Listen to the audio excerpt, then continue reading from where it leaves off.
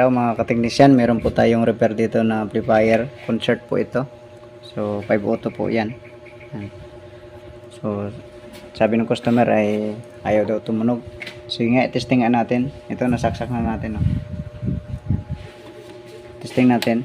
Yan, may power naman siya. Tapos antayin natin na mag trigger on ng relay. Wala. Tapos yung pan ay meron naman. Nakakabit na po yung speaker natin. Yan. Ito, may nilagay tayo pang input. So volume natin. Tapos set natin sa CD BCD. Tapos ang balance natin. Treble, mid, bass. Yan. Ini ay audio natin kung mayroong audio. Wala. So walang sound nga. Sige, buksan po natin. Samahan niyo po ako. So ito na po ang kanyang laman. Yan. So medyo may kalumaan na rin. Tapos medyo ano yata to? Class B. Dahil ang kanyang power transistor ay plastic. So ang dito na convert na rin ang kanyang mga volume. Ayan.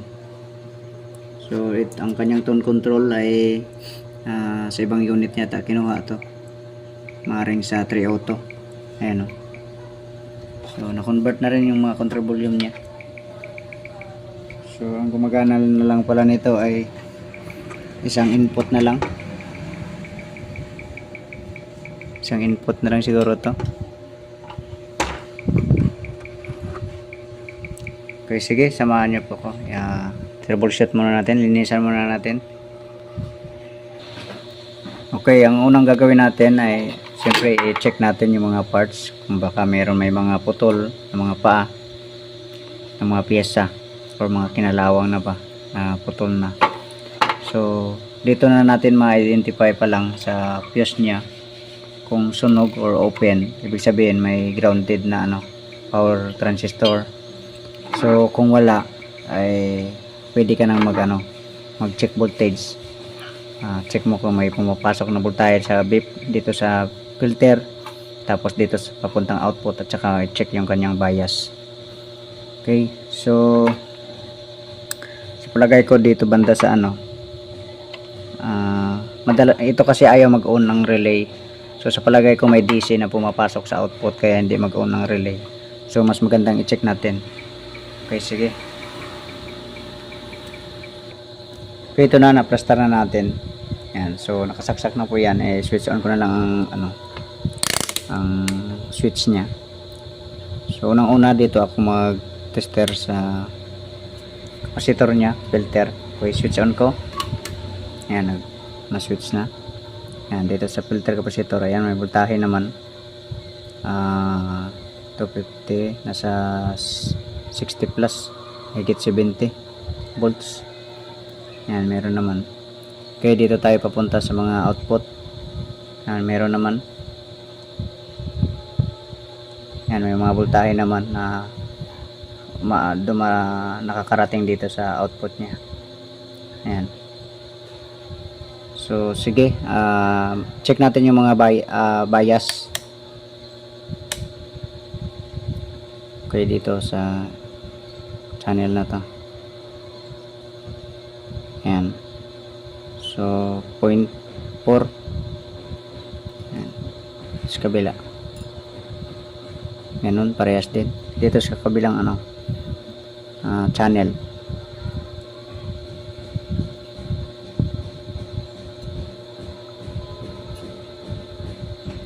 Baliktarin natin. Yan. Isang pares niya. So ang range po natin ay 2.5.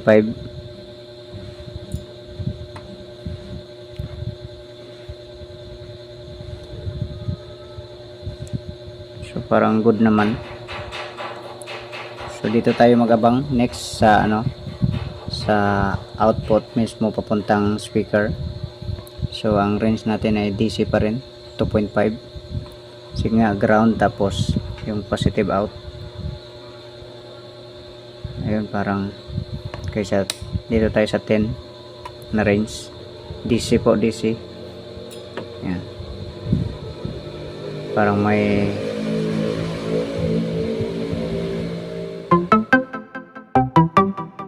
sa kabila naman na channel wala.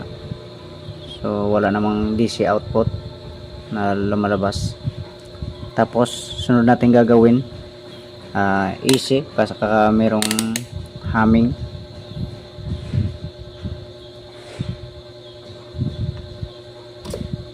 Pumipitik lang tapos wala naman, mabalik din siya normal. Okay, dito tayo sa 50 range easy. Tapos i-touch natin yung ano kung may audio siya.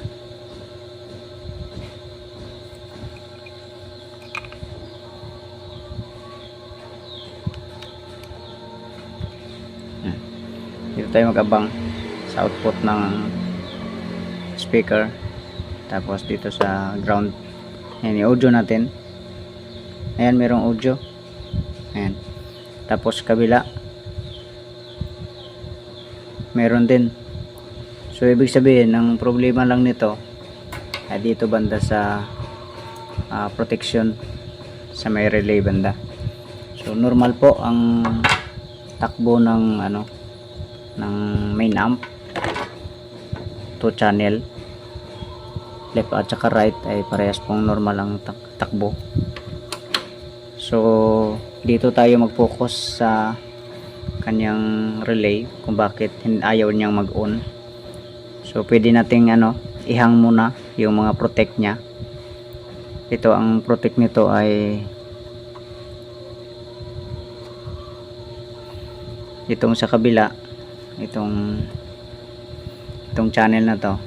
Ayan. So ito ang kanyang drive. Tapos dito naman sa kabila,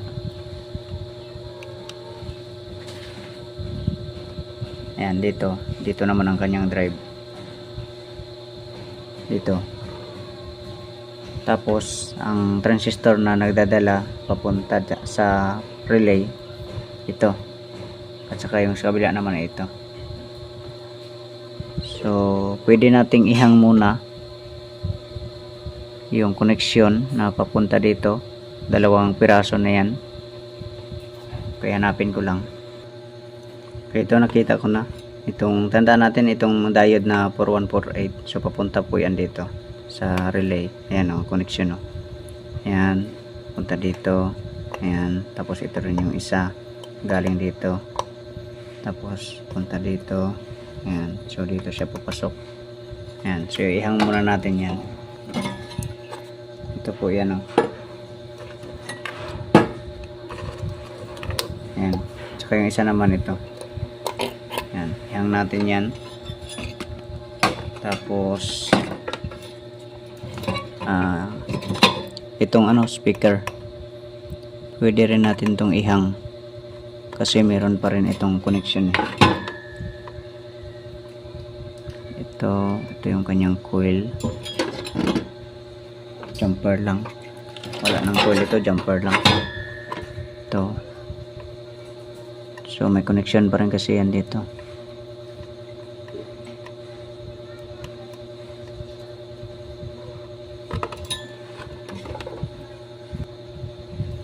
Ayan o, kagaya nito, ito nag-jumper siya dito, pasok siya dito.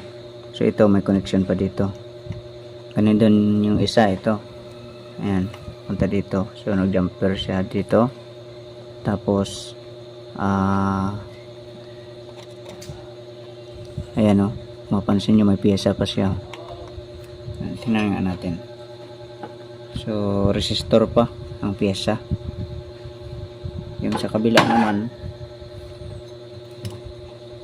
ito nag-jump dito. Tingnan natin. Oh, naka-jump siya dito. May jumper oh. Ayan oh. Tapos pumunta siya dito. Ayan, so dalawang resistor pala na yan. Left and right yan.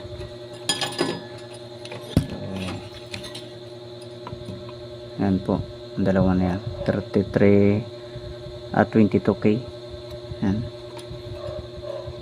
22 nga. So ihang lang natin para sigurado natin wala kung may problema dito o wala.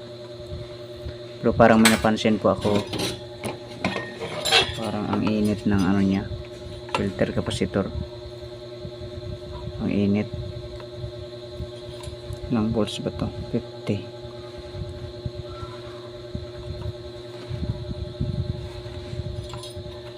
Para ang transformer kasi parang hindi sa kanya to. Check natin kung ilang voltahe yan. Ito gamitin natin ang digital kasi kinonvert po kasi ito. Ayan. So check natin. Ayan, AC. Ayan, kung pila ang voltahe ng AC nya. 29. 29029. Ibig sabihin may higit sobra 50 na yung ano nya, voltahe dito. Sukatin nga natin uli. Okay, sa DC tayo. Yan, dito sa filter capacitor. Oh, nasa 75 nga, oh. 75 volts. Tapos yung capacitor ay ano lang, mababa lang, 50 volts lang. Kaya nanginginit talaga siya.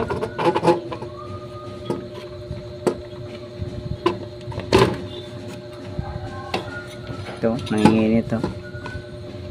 50 volts lang kasi. Ayan, o. Ang baba ng kapasitor. Sige lang, malaman natin mamaya yan pag tumunog na.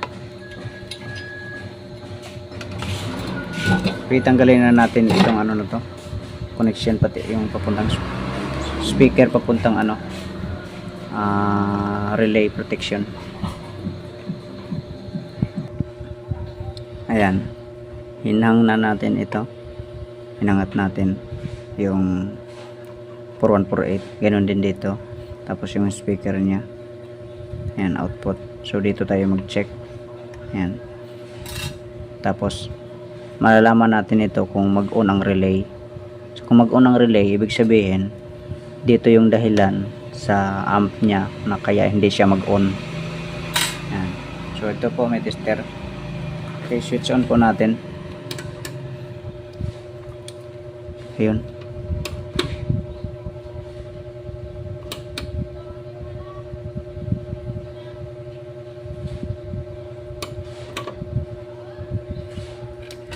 Parang nag-on na. Silipin ko lang. Okay, switch on ko.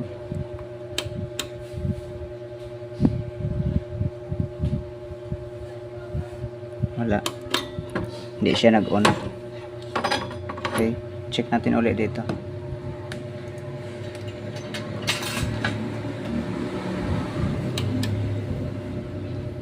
Yan, DC po. Wala man dito, wala rin. 0 point. Yan. So ano natin, sa AC tayo. 0.80, 0.57. Okay, sa ano tayo, sa bias, kung ilan dito ang bias. 0.4,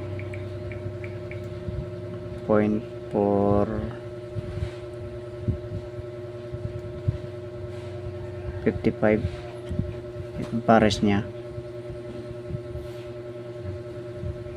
0.449, 50 dito sa kabilang channel.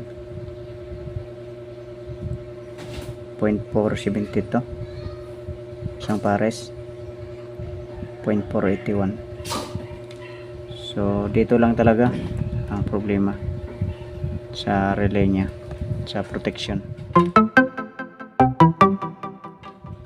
Okay, doon tayo mag-focus. Ibalik na natin itong ano na to, connection. Okay, bago nga pala natin ibang balik ito ay siguraduhin muna natin na mag normal dito. Okay, switch on natin, mag check voltage muna tayo dito. So ito yung resistor na 10 ohms dito, tapos tawid siya dito, tapos dito diode. Ayan. DC natin 26 volts. So meron namang supply. Okay, check tayo sa mga pyesa. Okay, meron tayong nakita dito na kinalawang na putol na yung paa dito, 9410. So sana makakapit pa to. Okay, kabit muna natin. So tinesting natin, so wala pa rin, di pa rin nag-on. So meron pa rin isang resistor ditong kinalawang pa, oh. Tanggal na yung paa. Okay, 3.3K. Palitan muna natin to. Ito na. Palitan na natin. Testing natin. Wala pa rin. Resolder muna natin lahat. Okay pa lang yung, parang yung jumper eh, wala nang yan, parang wala na. Ito siya, oh. Ayan, oh. Ayan, putol na pala. Kailangan ng palitan. Wala pala siyang ground. Okay, lagyan natin na. Napalitan na natin. Tapos naibalik na natin yung speaker at saka yung sa detect niya sa sa papuntang relay, yung protection niya ba. So sige, testing natin. Switch on. Ayun, nag trigger on na. Okay, silipin natin. I-off ko muna.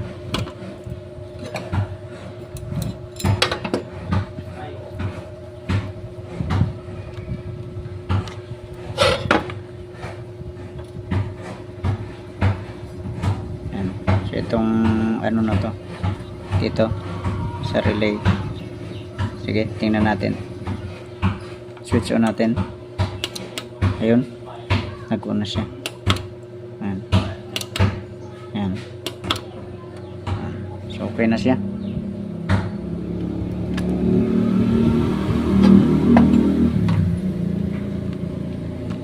Okay, so resolder muna natin para mas makakondisyon ito.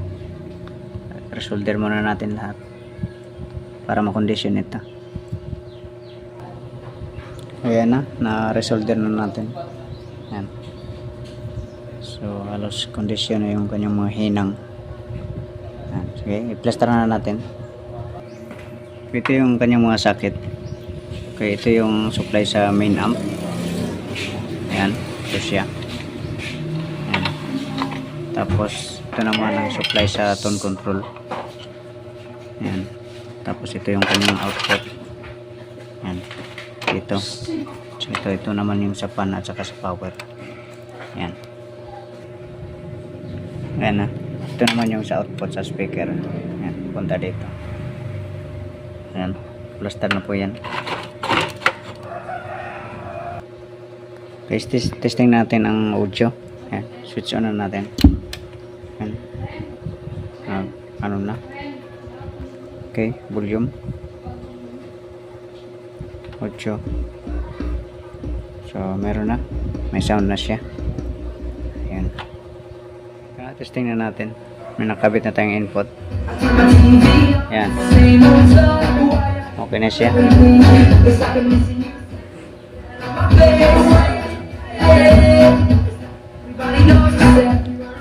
Okay na siya.